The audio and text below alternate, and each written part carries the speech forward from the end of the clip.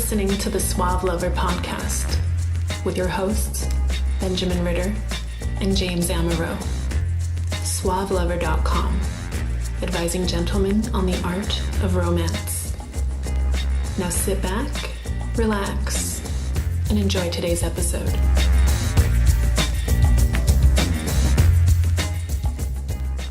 So I met some girl the other day. In person?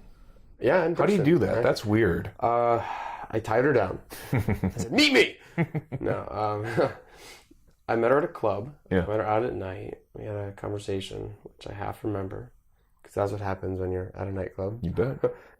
You always meet people when you don't plan on meeting people. No, not really. You meet people because you approach them and actually decide to talk to them. But anyways, so I texted her the next day, and she replied back, or that night, the next day, because it was after midnight. She replied back, nothing spectacular. So I wanted to set up a date. So I sent her what I call the 2-text rule. Okay. I sent her a text message, humorous, funny, no response. I'll wait a few hours, wait till the end of the evening. I'll send another text, humorous, funny, whatever, no response. That's it. 24 hours, 2 messages. Mm-hmm. Lo and behold, I thought she blew me off. She was in Michigan with no service. Of course. Okay, of course. Now we're talking, we're planning, meeting up, whatever. Just shows people they get a little kind of obsessive over text messaging. What is the number one rule about text messaging or calling or instant messaging? If you're not in front of someone, right in their face, you have no fucking idea if they got your message or not. Right. You don't know they got it, and you have to not overdo it. Yep. Because eventually they probably will get it. Biggest thing that you can do wrong is to overdo the text message. Second biggest thing that you can do wrong when text messaging is to bore the Christ fuck out of your audience. There's 2 things that you're allowed to talk about in text messaging. Yeah. Logistics. Yeah. What's the other one? Attraction. Yep. Build the attraction and coordinate a meetup. You have fun, you're playful, that's attractive, you got shit going on, maybe you tease a little bit, that's fun, that's great, and then you meet up. And by the way, my instinct is to be polite, right? I got to disabuse myself of my Minnesota nice. When are we gonna? No, we're gonna. Yep. Let's do. No, I want to. It's all pitching. Yep, it's Basic all sales asserting it, and you're taking the initiative. Yep, I'll remind myself that every single time, because I say things like, oh, it'd be great if. No, I want to. It's not going to be great if. Let's not be hypothetical. I want to. Come meet me. Let's do this. You're selling yourself. Just as you are a salesperson assuming the sale. Assume the sale. You assume the date. There's no, when are you free? Much easier to go, I'm free Tuesday and Friday. I'm giving you 2 options. Yep. I'm going to XYZ, funny humor, something take you out. Okay? There's your putting yourself out there. I'm very much a person where I think you should call the person to ask them out. Yes. So you already have their phone number. How would you ask someone if they're free to call for a phone call? Because people freak the fuck out now if you call them. It is weird. It's one of those things where... When are you off work? I have something to tell you. That's a great way to do it. Calling them out of the blue is great. I mean, it seems weird because you're so not used to it. But calling someone out of the blue and then being ready for a voice message. Don't hang up. It's weird to call someone, miss the call, and then not hang up. Say, hey, it's James. I want to talk to you. I will call you like another time when you're free. That's a great way to do it. If the girl is not retarded, she will understand that she can also call you back, but she may sit there and wait by the phone like she did in the 1970s. All right, that's really nice. Often, though, if they want to communicate, what will they do? They'll pick up the phone, they'll text back, which is fine. They'll listen to the message, they'll text back, and, then just calibrate to that. Because what I found, took me forever to even learn how to text. Because I would talk to people, because that's what phones were for a long time. All right, now that I've gotten used to texting, what it does is it gives you a lot of control over crafting your impression. So do that, take advantage of that, but also understand so is she. She's crafting the impression either that she's busy or she actually is in Michigan in the woods.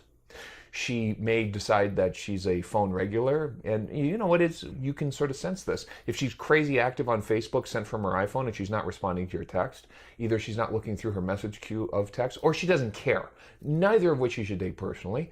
The mistake is taking it personally, is getting neurotic about it and not having other things to do, other people to message. And when I've sort of run out of my messages, of course, what do? I go to Plenty of Fish, I go to Tinder, I go to wherever I can still sort of get my little outlet of cute.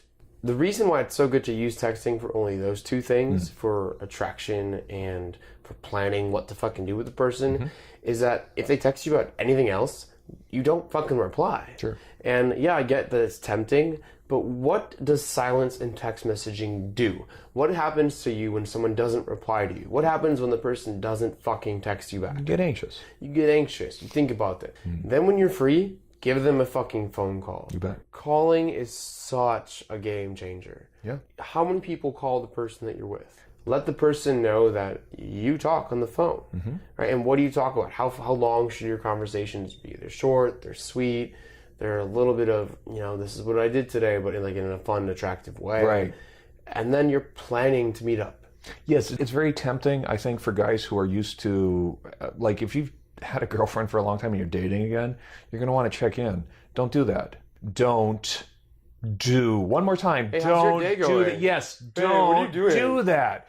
Where are you at? You do that with the girl that you've been seeing for 2 years or you're married to, and that's a really unfortunate thing to do with the new person. Why? Because it frames it as brother-sister close. It frames it like you've already been going steady for a while. With a new person, create distance, create mystery. A classic Esther Perel, mating in captivity, distance, erotic distance. You exactly want to do that. You don't want to be too available. You certainly don't want to talk about boring shit, because if you talk about boring things, you are boring. You have contaminated your entire persona with this perspective, girl. So texting is good for a few things. For when you meet someone new, to kind of solidify a little bit of comfortability.